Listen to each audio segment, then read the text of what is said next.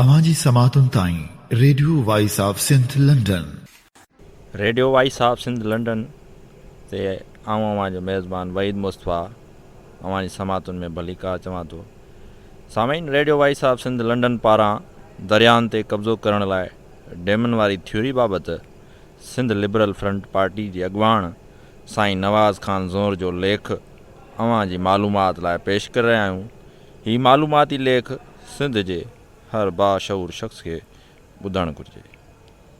दरियाउनि ते कब्ज़ो करण लाइ डैमन वारी थ्योरी बालादस्त क़ुवतनि डैमन खे हमेशह तरक़ी, तामीर ऐं ख़ुशहाली जो ज़रियो करे पेश पियूं कंदियूं आहिनि। हुननि जो ख़्यालु आहे त डैम ठहण सां तरक़ी जो नओं ज़मानो शुरू थींदो। ही उहो तासिर ॾींदियूं आहिनि त जेकॾहिं पाणी जूं नदियूं वहण बंदि थी वियूं, सुकी वियूं या तबाही जे वर चढ़ी वियूं त ख़ैरु आहे, छो जो डैमन ठहण सां खीर जूं मिठियूं ऐं नयूं नदियूं वहण शुरू थींदियूं। ज़िंदगी रियां खियां थी वेंदी ऐं माण्हू सुख जे जन्नतुनि में सुराह साहु खणण लॻंदा। उन्हनि जो तमामु सादो ख़्यालु ही पिणु आहे त दरियाउनि या छुड़े पाणी जो घणे भाङे तालुक़ु आम तौर ते रुॻो ज़राअत सां आहे, तंहिं करे डैम ज़रूरी ठहणु घुरिजनि। संदन आम तस्वर इहो आहे त जेतिरी वॾी बिहक जो डैम हूंदो, जेतिरो घणो पाणी जमा थींदो, ओतिरे घणे अंग में ॿनियूं आबाद थींदियूं ऐं ज़राअत जो वाध वीज थींदे, जंहिंसां अवाम वॾी तरक़ी कंदी। पर उहा ॻाल्हि कले तौर ते दुरुस्त न आहे। डैम ठहण सां जेतिरी तरक़ी दुनिया खे पले पई आहे, सच त उनखां वधीक तबाही ऐं बर्बादी उन हिसे में आई आहे। डैमनि केतिरनि ई पासनि खां घणा नुक़सान ॾिना आहिनि ऐं राङा कया आहिनि। उन्हनि घणे तरफ़नि राङनि ते हाणे दुनिया में तहक़ीक़ पिणु थी रही आहे ऐं डैमनि जे ख़िलाफ़ आवाज़ पिणु उथी रहिया आहिनि। ज़राअत जी वाधल वीज लाइ इहो सवाल कयो थो वञे, ज़ाहिरी लिहाज़ खां डैमनि जो पहिरियों कार्ज ज़राअत सां वाबस्ता कयल आहे। आम तौर ते पाणी गॾु ॿनियूं आबाद करण लाइ कयो वेंदो आहे। इहो जज़बी तौरु दुरुस्त बि आहे त जिते जिते बि को नओं डैम ठहियो आहे त उते वधीक नयूं ज़मीनूं आबाद थियूं आहिनि। पर जेतिरे क़दुरु ज़मीनूं आबाद करण जो सुवाल आहे त उन जो ॿियो पासो हीअ आहे त हिकु तरफ़ डैमनि जी कमांड एरिया यानी मेड़े या उन जे पाणी जे पहुच वारे इलाइक़े जूं नयूं ॿनियूं आबाद थियनि थियूं त ॿिए पासे पोछड़नि वारनि इलाइक़नि जूं अॻु आबाद ज़मीनूं गैर आबाद थी वाल ऐं तबाह थी वञनि थियूं, जंहिंजो हिकु तमामु वॾो ऐं गैर मामूली मिसाल सिंधू नदी आहे। सिंधू नदी ते डैमनि ठहण सां जिते पंजाब जूं वधीक ॿनियूं आबाद थियूं आहिनि, उते सिंध जूं ज़मीनूं पाणी जी खोट जे वर चढ़ी गैर आबाद थी वियूं आहिनि। साॻे वक़्तु इंडस डेल्टा भयानक तबाहकारी जे वर चढ़ी वियो आहे, जंहिंसां विरांङे खां अॻु वारा ख़ुशहाल तरीन ऐं सरसब्ज़ तरीन इलाइक़ा बदहाली ऐं बर्बादी जो खाज थी विया आहिनि। जुदा जुदा नमूने जे अहिड़े ई भयानक सूरत हाल दुनिया जे मुख़्तलिफ़ माॻनि ते ॿियनि डैमनि पिणु पैदा कई आहे। बिजली जी पैदावार, डैम निजाप जा पाणी ऐं दरियाउनि ते कब्ज़नि जा मामला आहिनि। डैमनि वसीले बिजली पैदा करणु महांगो अमल आहे, पर पोइ बि कोशिशि कई वेंदी आहे त डैमनि सां बिजली घर जोड़े बिजली पैदा कई वञे। हालांकि बिजली पैदा करण जा ॿिया ज़रिया वधीक सस्ता ऐं माहौल दोस्त आहिनि। तंहिं हूंदे बि डैमनि खे बिजली जो अहम ज़रियो करे पेश कयो वेंदो आहे। तंहिंजे बावजूदु हक़ीक़त हीअ आहे त अहिड़ियूं दावाऊं ग़लति निकितियूं आहिनि ऐं डैमनि बिजली जे कथियल पैदावार न पई ॾिनी आहे या वरी उन्हनि जी बिजली जी पैदावार सतत ई घटिजी पई वई आहे। असल हक़ीक़त हीअ आहे त पुठिते पयल मुल्कनि में डैमनि सां बिजली जी पैदावार रुॻो उन करे सलाड़ी वेंदी आहे जो उन सां आलमी मालियाती इदारनि हथां कर्ज़ मिलण जी उमेद पैदा थिए थी। हाणे आम तौर ते आलमी मालियाती इदारा डैमनि लाइ कर्ज़, इमदादूं या फंड नथा ॾियनि, तंहिं करे पुठिते पयल मुल्क जी बिजली जी पैदावार मां आमदनी ॼाणाए पाण खे कर्ज़ लाइण जो एल ॾेखारीनि था। मालियाती इदारनि खे बंभलाइण जी कोशिशि कनि था त उहे खेनि डैम ठाहिण लाइ कर्ज़ मुहैया कनि।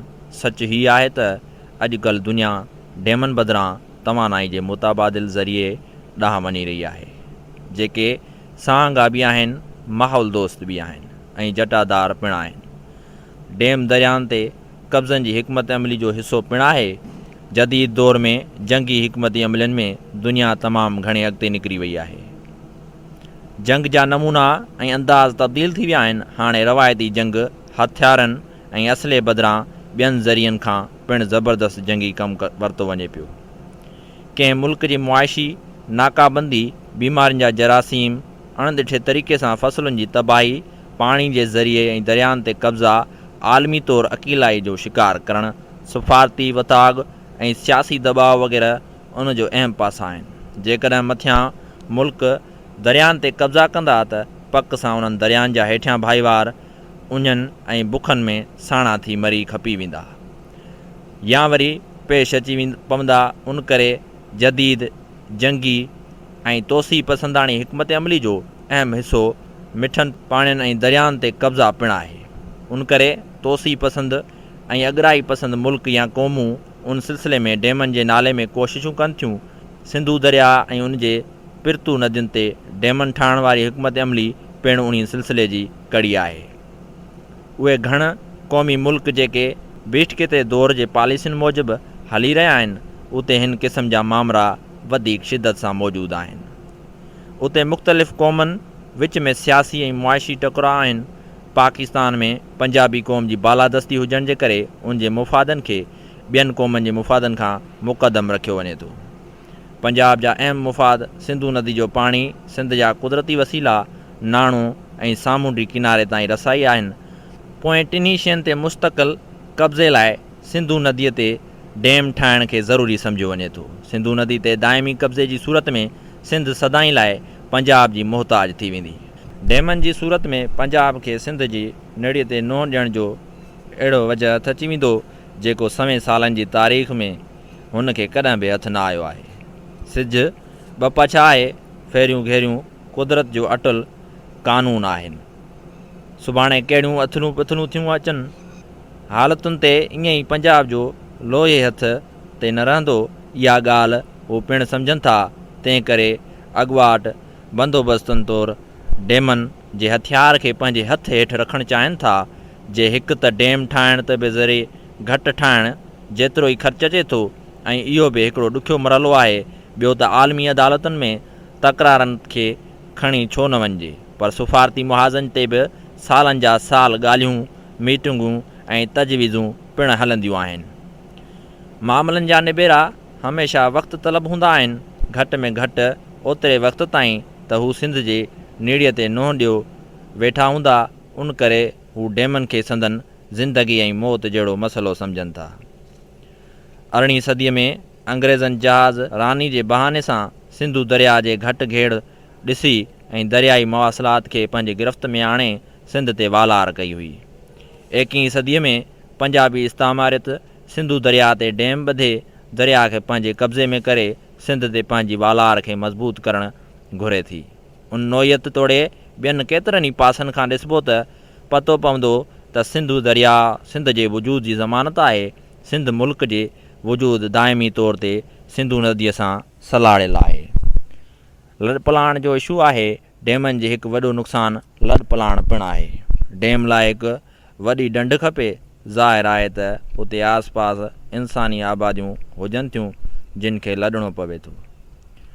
लॾपलाण इंसान खे दरपदर करे थी ऐं उन्हनि इंसाननि खे जेके कंहिं वक़्तु बि पंहिंजे पिटनि ते शादाबाद ऐं सरशारियुनि परियल हांव सां रहनि था, वाइड़ो बणाए छॾे थी। माण्हू पंहिंजी मिटीअ सां आहे, पंहिंजी मिटीअ तां तड़िजे थो त हेकल व्याकल थियो वञे। डैम इंसानी वसंदियुनि जी तबाही, इंसाननि जी दरपदर जो हिकु वॾो सबबु आहिनि। उन्हनि दरपदर थींदड़ माण्हुनि जी काफ़ी हालतुनि में ॿीहर सही तरीक़े सां आबाद पिणु नथो कयो वञे। खेनि कॾहिं अधो गाबरा मवाज़ा ॾेई लॾायो वञे थो त कॾहिं मुर्गी जबर जे ज़ोर ते खाइनि संदन अबाणा पट छॾाया वञनि था। लॾपलाण जो ॿियो निशानो छोड़ वारनि मागनि ते रहंदड़ माण्हू था थियनि। सिंधु नदीअ ते ॿधल बंदनि जे नतीजे में छोड़ वारनि इलाइक़नि में जेका तबाही थी आहे उन वॾे लॾपलाण खे जनमु ॾिनो आहे। विरहाङे खां अॻु वारा भरिया पिलकिया शहर वीरान ऐं ज़रे घट ख़ाली थी विया आहिनि। बदहाली डैम आम तौर ते चइनि क़िस्मनि जी बदहालियुनि खे जनमु ॾियनि था। हिकु उहे माण्हू जेके डैम वारे माॻ तां लॾपलाण कनि था, उन्हनि जी अक्सरियत बि गुरबत ऐं बदहाली जे वर चढ़ी वञे थी। ॿियो, डैम खां हेठि रहंदड़ माण्हुनि जूं ज़मीनूं बड़भांग ऐं बंजर थी वञनि थियूं। ज़राअत ते दारोमदार रखंदड़ उन्हनि माण्हुनि जी मईशत पाणी जी खोट या पाणी न हुजण जी सूरत में वेही रहे थी, जंहिंजे नतीजे में उहे ग़रीबी, मिसकिनी ऐं बदहाली जे वर चढ़ी वञनि था। टियों क़िस्म दरियाई कपरनि सां रहंदड़ मालवंद माण्हुनि जो आहे, जिन जो गुज़रान माल भटारे ते हुजे थो। उहे पिणु बदहाली जे वर चढ़ी वञनि था। पाणी जी अड़होंद ऐं दरिया जे फितरी निज़ाम जी तबाहकारी जे नतीजे में ॿेला ख़तमु थियो वञनि, वण टिण ऐं गाह ख़तमु थियो वञनि, पखी पखण, माखियूं मखण घटिजियो वञनि, मींहूं वहकियूं वञनि, खीर घटिजियो वञनि, काठियूं विकिणे गुज़रान कंदड़ माण्हू पिणु तंगीअ जो शिकार थियनि था। कचे में थींदड़ पोखूं पिणु घटिजियो या किन हालतुनि में मुर्गो ख़तमु थी वञनि। अहिड़नि सबबनि जे नतीजे में इन्हनि इलाइक़नि में सख़्तु गुरबत पखिड़िजे थी। अहिड़ी हालत सिंधु दरिया जे छोड़ वारनि इलाइक़नि जे तिमर जे ॿेलनि जी तबाही समेत सिंधूअ जे किनार वारनि ॿिन्ही पासनि जे वसंदनि ऐं ॻोठनि में ॾिसी सघिजे थी। सखर बैराज खां हेठि उन जा चिटा पिटा आसार अखियुनि में वीरानी भरण लाइ काफ़ी आहिनि। चोथों, मुहाणा तबाह थियो वञनि, मच्छीअ जो कारोबार घटिजियो वञे, पतण जो लटिजण ऐं ॿेड़ियुनि जो हलणु चलणु बंदि थियो वञे, ॿेड़ियूं सुकी ते बीहो वञनि, ॿेड़ियुनि ऐं मच्छी जे धंधे सां लॻल माण्हू मुआशी तौरु तबाह थी कंगाल थी वञनि था। साॻिए वक़्तु ॿेड़ियूं ठाहिण जी सनत पिणु कंहिं हद ताईं मुतासिर थिए थी। सामईन, ही लेख साईं नवाज़ ख़ान ज़ोहर पारां दरियाहनि ते कब्ज़ो करण लाइ डैमनि वारी थ्योरी बाबति लिखियलु हुयो, जेको अवां सामाईन ताईं पेश कयोसीं।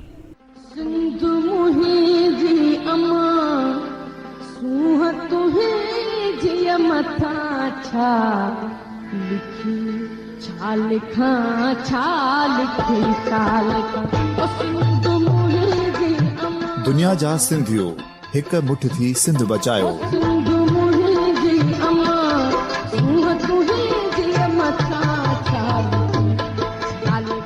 सिंध जो क़ौमी आवाज़ radio voice of Sindh London.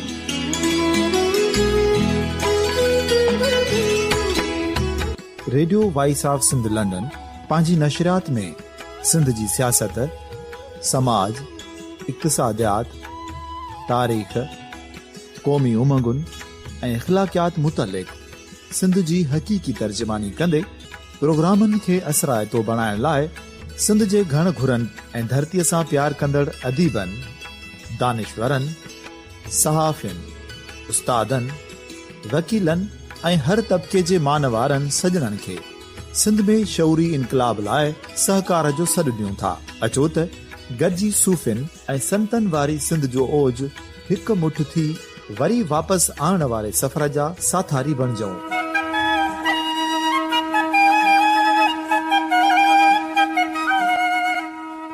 हिकु नए सुबुह जी शुरूआत जो पड़ाॾो घर घर, ॻोठ ॻोठ ऐं शहर शहर ताईं पहुचायो।